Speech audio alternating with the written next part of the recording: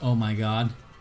Oh my god, they're here. The racist robots. They've been all around us and we didn't even know it. The black agenda, they tried to warn us. The systemic racism that was formerly the realm of police, prosecutors, and judges is now codified in the algorithm of machines that have been programmed by racists on a mission.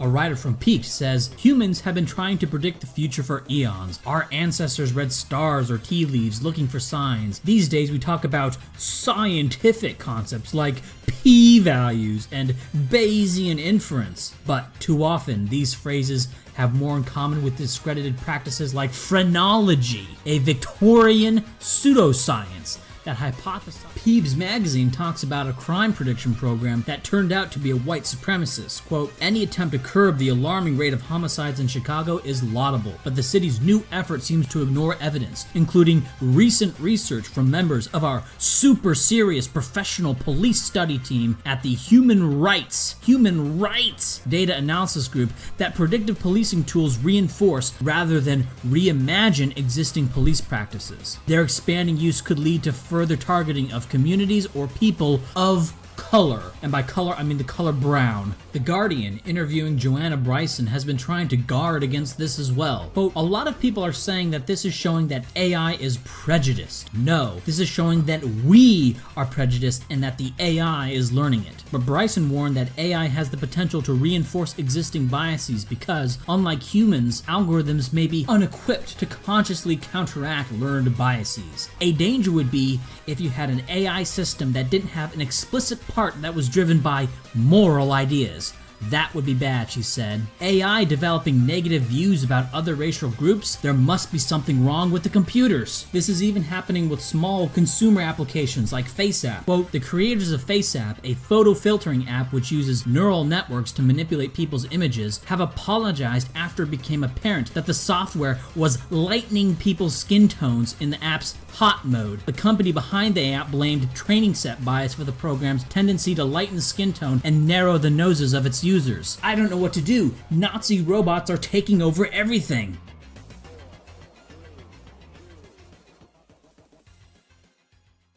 Though really we're not talking about physical autonomous machines just yet. We're talking about algorithms used to make predictions and sometimes artificial intelligence programs. And there are three areas I took a very superficial look at when exploring this topic: loans, predictive policing, and criminal reoffense rates. Banks have been using risk algorithms for a long time, and one thing they get flack for is that they are less likely to give a loan and are more likely to give a higher interest rate to loans for blacks and Hispanics. This is true even when controlling for credit score and income, and it appears to be a pure racial effect. This is what is meant when Jessica Stillman at Inc.com says, quote, you can't say you didn't give a family a loan because they were black without facing a lawsuit. But many algorithms, even those employed by peer-to-peer lending marketplaces, make decisions based, in part, on race all the time. There's an interesting paper done by the Federal Reserve which looked into this. What they found is that when controlling for loan type, lender, credit score, net income, income to debt ratio, savings rate, and interest rate of the loan, among other things, that blacks are still more likely to have bad loans than whites, i.e. they're still more likely to be unable to pay the loan.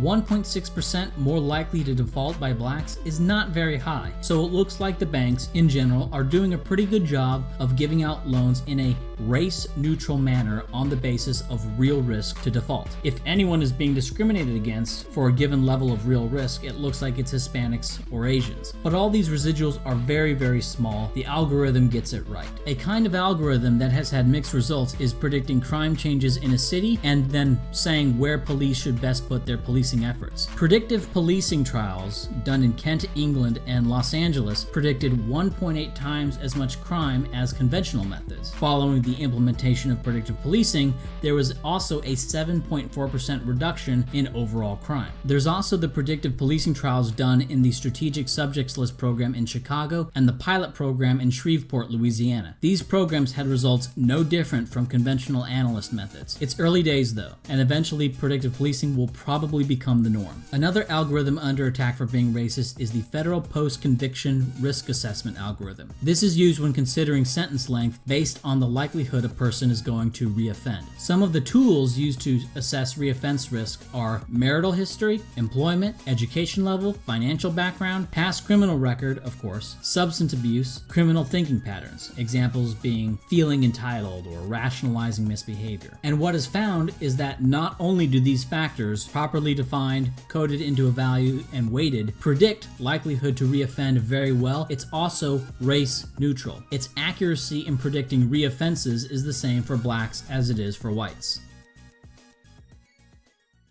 Now, these programs, these aren't killer Nazi robots. In fact, these algorithms could be performed by a person with a slide rule and an abacus. In principle, they don't even require electronic calculation to be used. Practice, of course, they will get so complex that you really need electronic computers. But in principle, it's just an algorithm.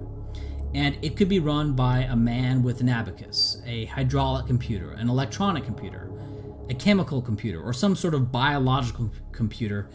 Perhaps the arrangement of peat moss could run the algorithm. What do you notice about these race realist types? They got all their IQ charts. They love IQ because it's a quantification of the mind. Not the end-all be-all, but something useful that makes predictions, something predictively valid. An algorithm, a statistical prediction rule. You may see some flaws with IQ in all its clarity, but that's simply because it's clear at all, versus the murk or subjective perception and hallucination. This creates a strange situation where humans are more likely to trust these sort of subjective, qualitative descriptions that are far less useful for predicting the future than statistical prediction rules are. Because statistical prediction rules, in their clarity, are clearly incomplete. But the sad truth is that it's a hell of a lot better than the crap that's going on between your ears. There was a great paper entitled Clinical versus Mechanical Prediction, a meta-analysis, and it looked at statistical prediction rubrics versus expert opinion. And some of these studies were from 1961,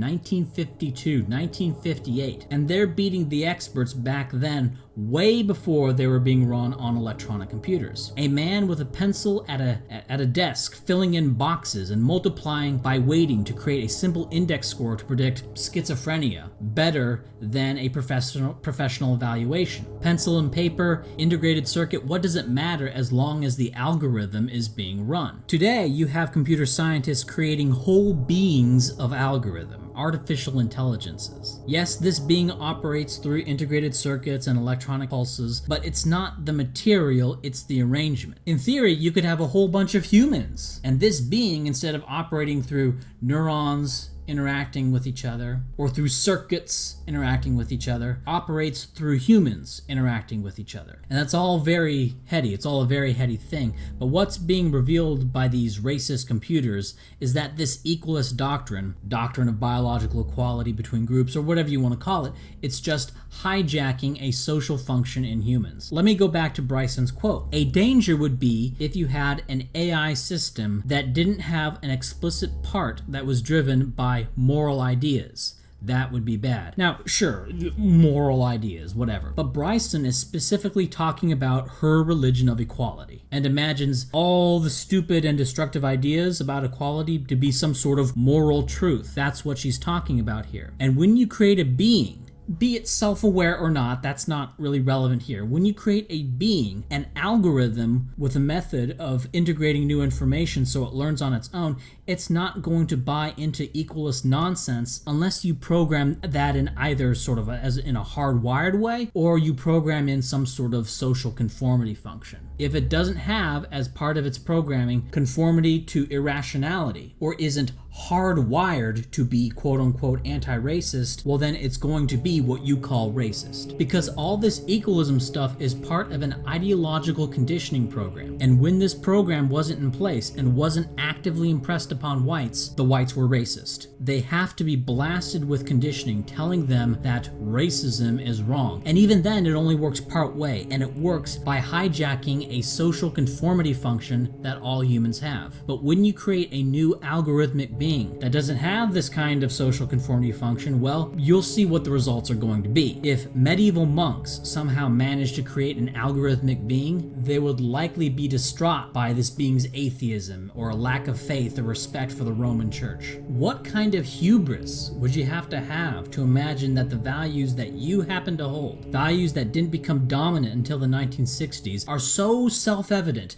and so universal that an algorithmic being would not only come to such values, but would distort the world around it to such a degree as to avoid this heretical or racist or counter-revolutionary description of the world?